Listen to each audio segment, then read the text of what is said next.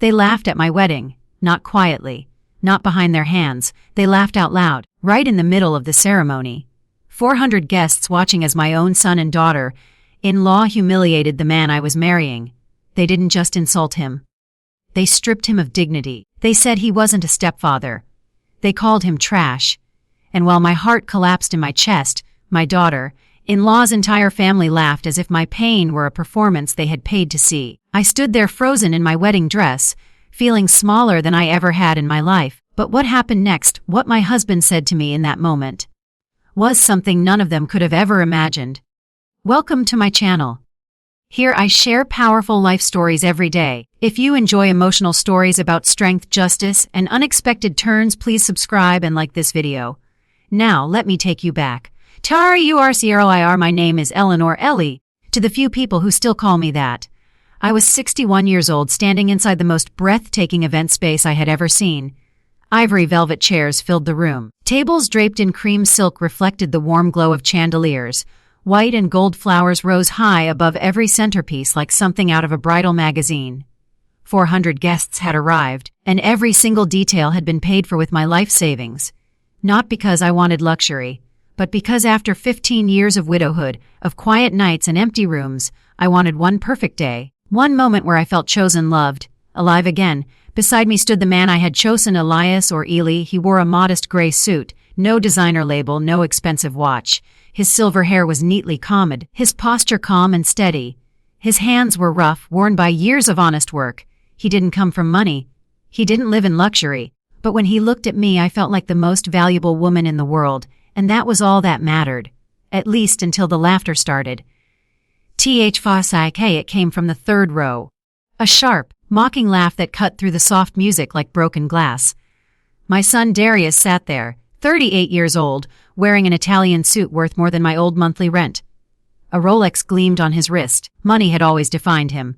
Next to him was his wife Tasha in a tight red dress, nails long and black, eyes cold with judgment. Behind them sat her family, the Jenkins clan, people who called themselves upper class, even though everyone knew their wealth came from questionable dealings. Tasha leaned toward her mother and said, loud enough for me to hear, "Look at him. She's marrying a poor man." Her mother laughed. At her age, what else could she get? My chest tightened. I felt heat rise to my face. I wanted to disappear. Eli gently squeezed my hand. Slow, grounding, steady. But the cruelty didn't stop. No muskrb camusplo. As the officiant spoke about love and commitment, whispers spread like poison. Those shoes look secondhand. My gardener dresses better. That suit is embarrassing. Each comment followed by laughter. They weren't whispering by accident. They wanted to humiliate us. I looked at Eli expecting pain, embarrassment, something. Instead, he looked calm, almost unbothered. That calm confused me, and now I realize it was the calm of a man who already knew something they didn't. Foss, then it was time for vows.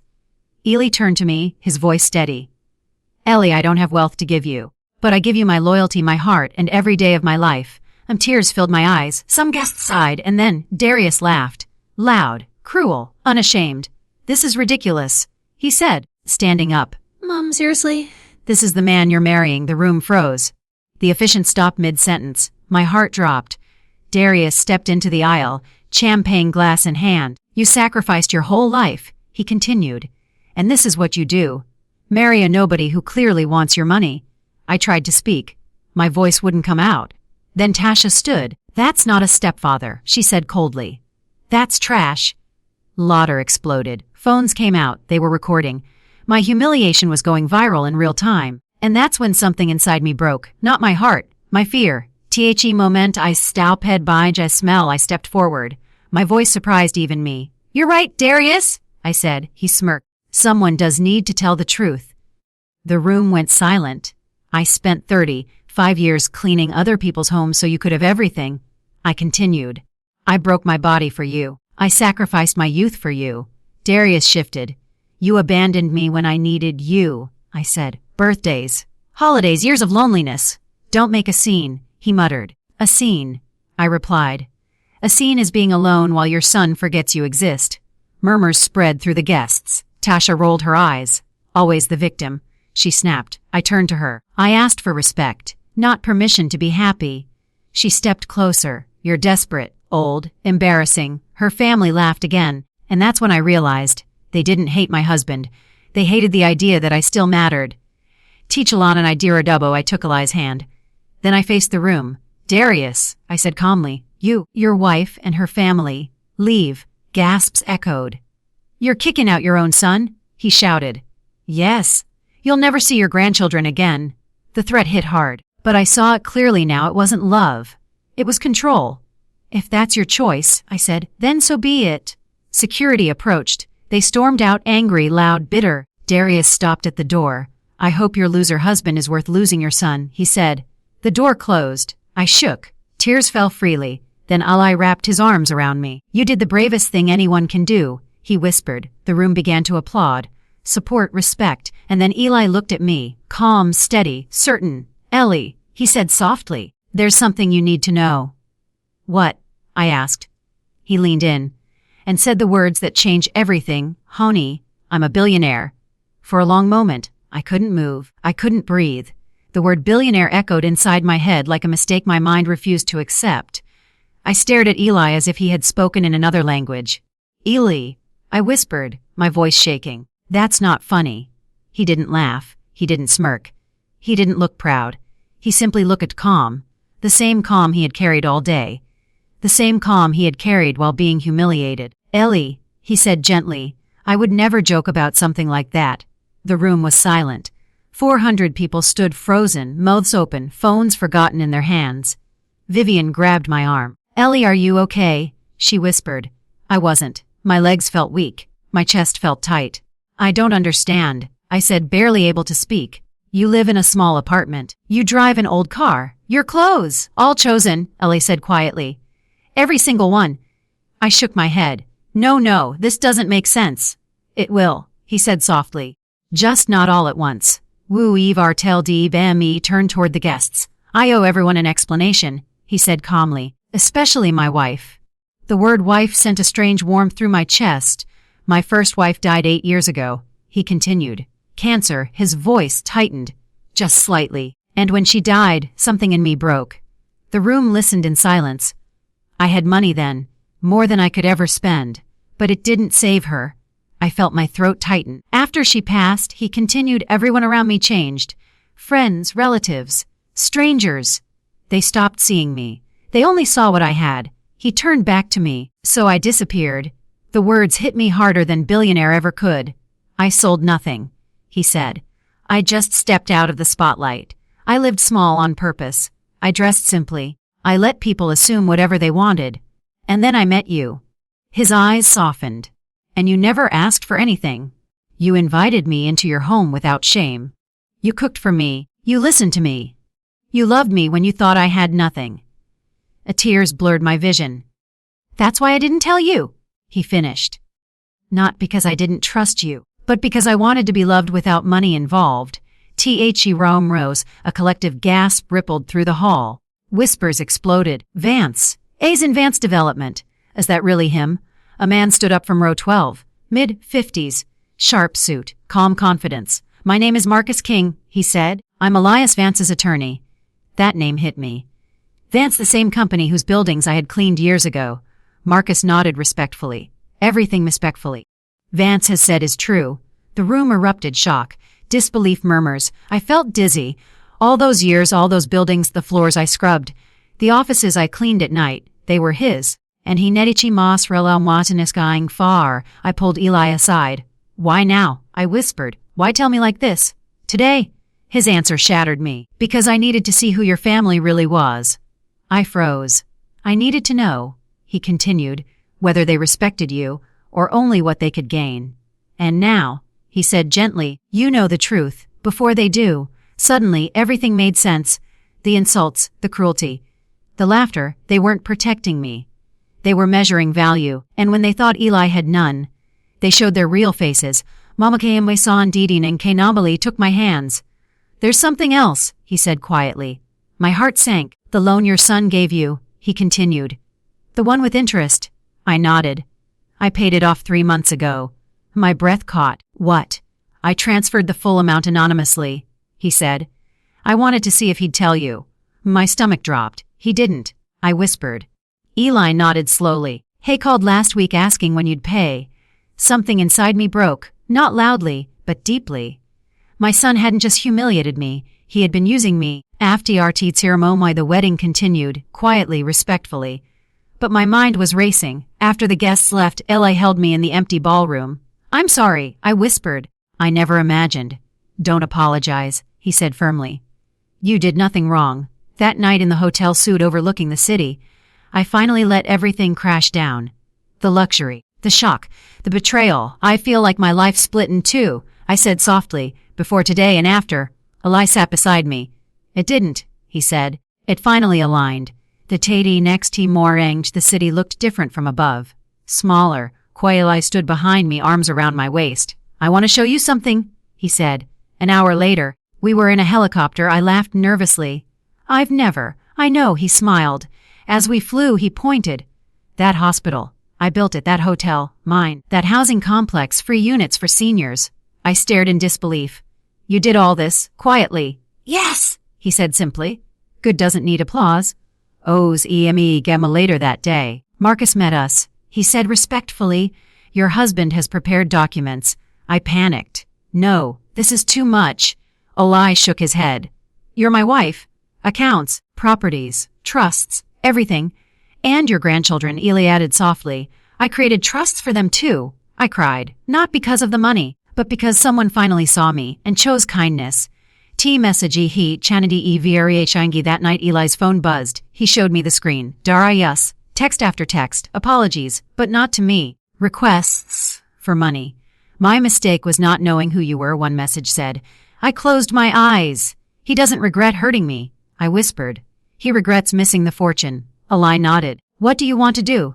I took a deep breath. For the first time in my life, I said, I want to choose myself. The first night after the wedding, I barely slept.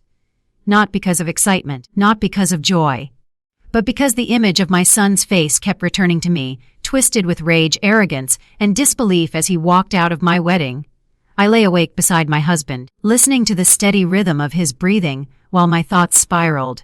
How did it come to this? How did the boy I once held in my arms turn into a man who could humiliate his own mother in front of hundreds of people? And more frightening than that, what would happen when he discovered who Ellie truly was? I expected Darius to call me the next morning. To apologize.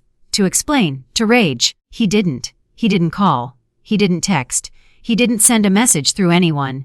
Instead, he went straight to Eli. I found out 2 days later. We were sitting on the terrace of the hotel, overlooking the city when Eli's phone buzzed. He glanced at the screen, then sighed. One, I asked quietly. My office line, he said. Your son. My stomach dropped. He's been calling since dawn. Calling him. Not me. Why? So Arela why didn't answer. Instead, he handed me the phone. Read them? He said gently. The messages weren't angry. They weren't apologetic either. They were calculated. Mr. Vance, I believe there has been a misunderstanding at the wedding. I'd like the opportunity to speak with you privately. Another message followed minutes later. I wasn't aware of who you were. Had I known, things would have gone very differently. My hands trembled. Not once did he mention my pain. Not once did he say, Mom, I'm sorry. Another message arrived. I'm currently dealing with a complex financial situation. Perhaps we can discuss a mutually beneficial solution. I felt sick. This isn't about me, I whispered. It never nodded slowly. No, he said. It's about access. Thetreh Ota. Later that afternoon, Eli's lawyer, Marcus, joined us. His expression was serious. There's something you need to know, he said. About Darius. According to Marcus, my son wasn't just irresponsible. He was drowning. Debt, credit cards, bad investments, loans taken from people who didn't believe in patience or mercy. He owes close to $2 million, Marcus explained calmly. The words hit me like a physical blow. $2 million. How? I whispered. He tried to live a life he couldn't afford, Marcus said. Luxury cars, speculative businesses, status symbols. And your daughter, in-law, he added gently, was not encouraging restraint. I closed my eyes. Everything suddenly made sense. The arrogance, the obsession with appearances, the desperation behind the cruelty. 3 days after the wedding, the cracks began to show. First, his bank accounts were frozen. Then his car was repossessed. Then, the same house he once refused to let me enter because wasn't appropriate. Went into foreclosure. Tasha didn't stay. She packed her bags, took the children, filed for divorce, and disappeared back into her parents' home. When Marcus told me, I felt a sharp ache in my chest. Not satisfaction, not revenge, just grief. Because no matter what, he was still my son. Tichi Messi Chat broke me that night. I received a text from Darius. Not an apology. Not remorse, just desperation. Mom, I need help. I'm in serious danger. If Eli cares about you, he'll understand. I stared at the screen for a long time. My hands shook. My heart screamed to run to him, to fix it, to save him, like I always had. But something inside me, something that had finally grown strong, whispered a hard truth. Saving him again would destroy him. The hardest decisive of my eagle eye watched me silently. He didn't pressure me, didn't advise, didn't interfere. What do you want to do? He asked softly. I took a deep breath. For once, I said, I don't want to rescue him from consequences. Eli nodded. That doesn't mean you don't love him. He said, I know, I whispered. It means I love him enough to stop enabling him. Within weeks, Darius lost everything he thought defined him. The money, the image, the status. Friends vanished. Business partners stopped answering. The same people who once toasted him now crossed the street to avoid him. He tried to sell his story to the media, to paint himself as a victim, but videos from the wedding, his laughter, his insults, his cruelty, told a very different story. No one bought his narrative. For the first time in his life, he stood alone. I waited until the anger cooled, until the pain settled into clarity. Then I went to see him alone. No security, no money, no promises. Just truth. The apartment was small, dark, smelled of alcohol and regret. He opened the door looking like a stranger, unshaven, eyes hollow, shoulders slumped. Mom, he whispered. I didn't hug him. I didn't scold him. I looked him straight in the eyes. You didn't lose everything, I said quietly. You lost the illusion. He broke down, cried like a child, begged, but I stayed steady. I will not give you money, I told him. But I will give you something harder, responsibility, a lawyer's card, a path to rebuild. No shortcuts, no rescue, just effort. Pabolod hated it Hansi for months. I heard nothing. Then a letter arrived, handwritten, 10 pages. No requests, no manipulation, just accountability, regret, truth. He didn't ask for forgiveness. He said he didn't deserve it.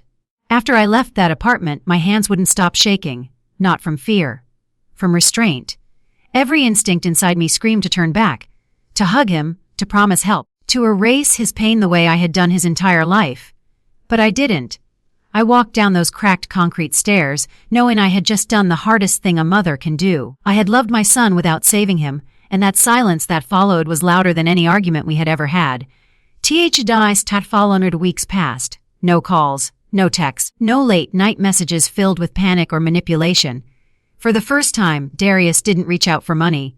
He didn't reach out at all. At first, the silence terrified me. Then it began to feel different. It felt intentional. It arrived on a Tuesday morning, no return address. Just my name written carefully on the envelope. I knew immediately who it was from. My hands trembled as I opened it. Inside were 10 handwritten pages. No dramatic language, no excuses, no emotional blackmail. Just truth. He wrote about the wedding, about his jealousy, about his obsession with money, about how he had measured his worth, and mine, by appearances. He admitted he had used me. Admitted he had been ashamed of me when I didn't fit the image he wanted. That part made my chest ache. Then came the words that broke me. For the first time in my life, I see myself clearly. And I don't like what I see. He didn't ask for forgiveness. He didn't ask for help. He didn't ask for money. He simply said, if you never speak to me again, I will understand. But I needed you to know that I finally understand what you tried to teach me. I sat at the kitchen table for a long time, the letter pressed to my chest. I cried not loudly, but deeply. Eli found me there. He didn't rush me, didn't speak. He simply sat beside me. You don't have to answer today, he said softly. I know, I replied. But I don't want to answer out of habit.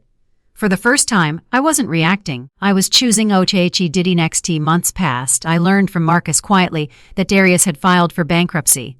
Publicly. Humbly, he lost everything that once inflated his ego. And then something unexpected happened. He got a job. Not a managerial role. Not an executive position, construction. Entry-level, manual labor. The same kind of work I once did to survive. He didn't compete, didn't ask for favors. He showed up every day. The cal I emver expected. One evening, my phone rang. Unknown number. I almost ignored it.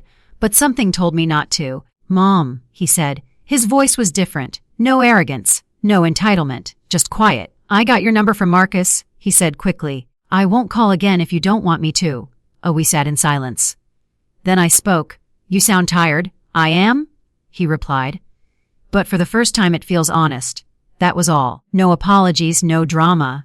Just true and us and outdoors. We began speaking once a week, 30-minute, no money talk, no complaints, just conversation. Sometimes awkward, sometimes painful, but real. A lie never interfered, never monitored.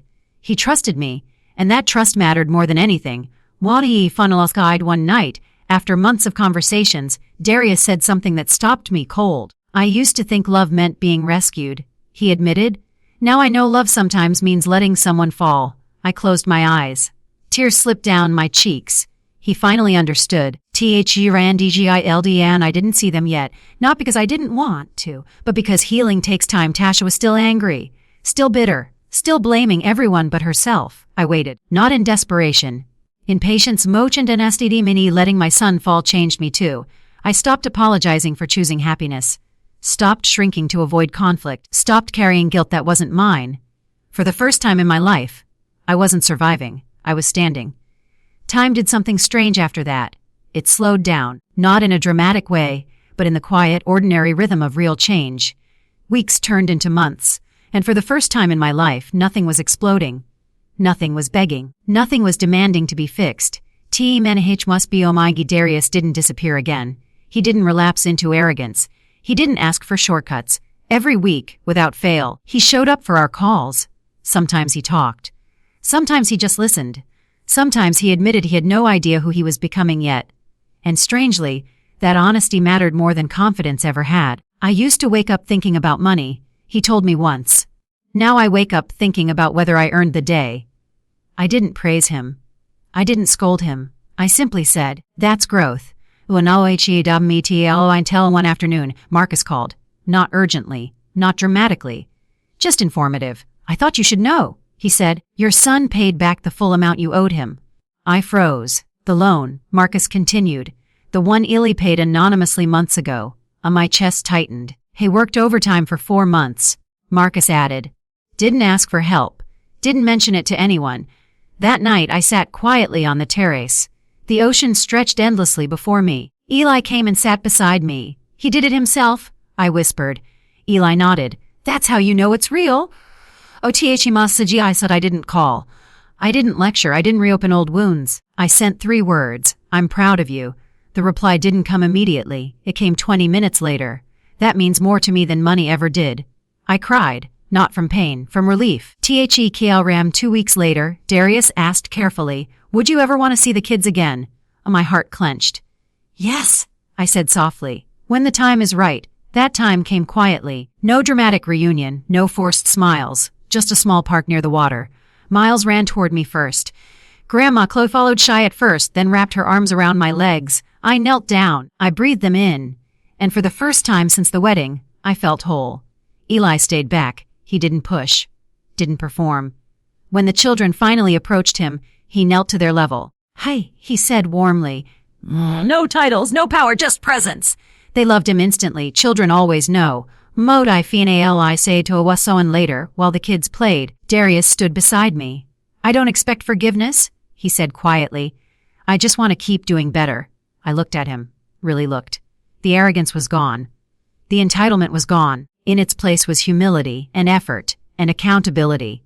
I don't need a perfect son, I said. I needed an honest one. He nodded. That was enough. And letting my son fall didn't destroy him. It revealed him. And it revealed me too. I learned that love doesn't mean endless sacrifice. That motherhood doesn't mean self-erasure. That dignity matters, even with your own child, especially then. Oniar Ladar. Exactly 1 year after my wedding, we stood in our backyard, ocean behind us. No grand hall, no audience, just the people who mattered. Eli took my hands. A year ago, he said, you chose yourself when it was hardest. You didn't choose money. You didn't choose revenge. You chose truth. I choose you again, he said softly. And I knew everything that broke us had rebuilt us better. Peace didn't arrive with fireworks. It didn't come with apologies shouted from rooftops or dramatic gestures meant to impress. Peace arrived quietly, almost unnoticed. It came in the form of ordinary days that no longer hurt. The lafat buil tefta RTS to our mornings became gentle. I woke up without anxiety sitting in my chest. I no longer checked my phone with fear, wondering what crisis waited on the other side of the screen. I drank my coffee slowly.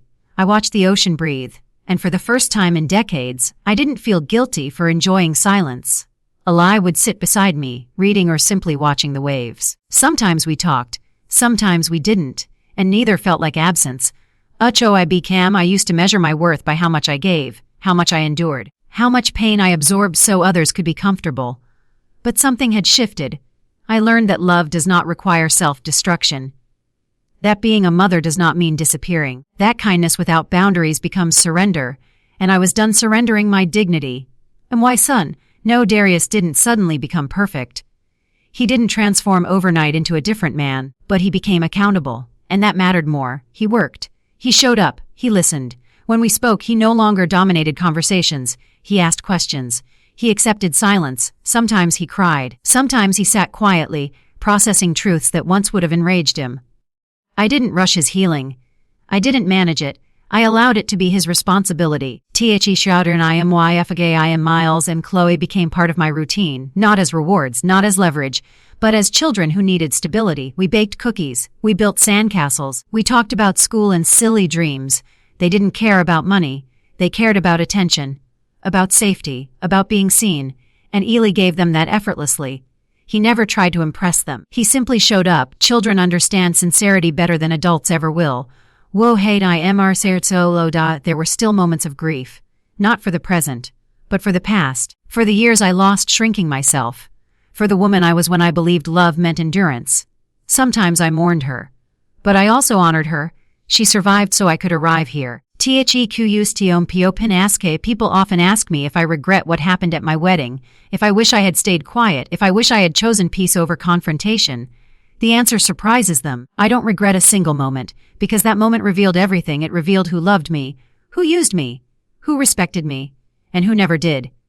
Truth can be painful, but it is never cruel. Only lies are cruel. Now I understand now that strength isn't loud. It doesn't announce itself. It simply refuses to disappear.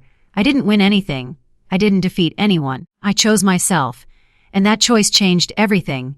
Sometimes in the evening, Ali and I sit outside as the sun disappears into the water.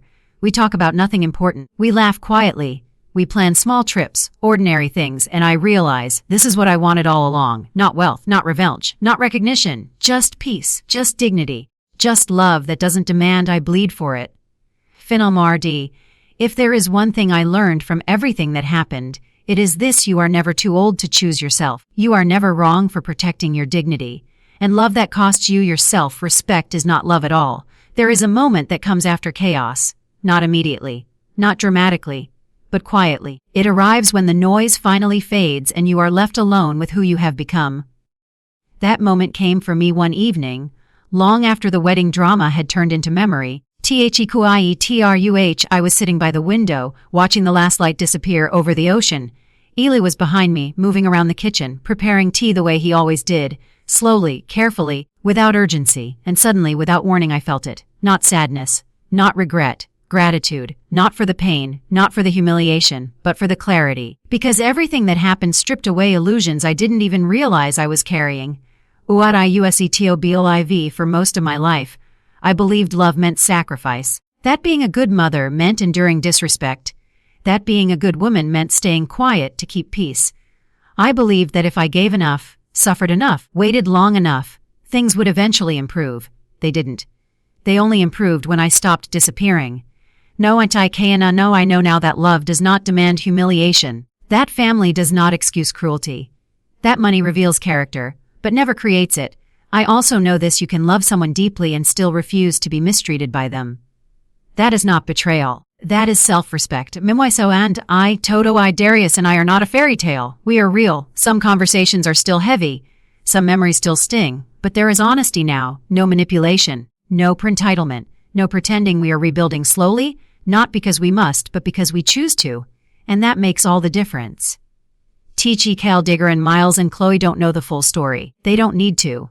What they know is that they are loved, that they are safe, that their grandmother listens to them, that Eli shows them kindness without conditions. That is enough. The rest is adult baggage they never have to carry.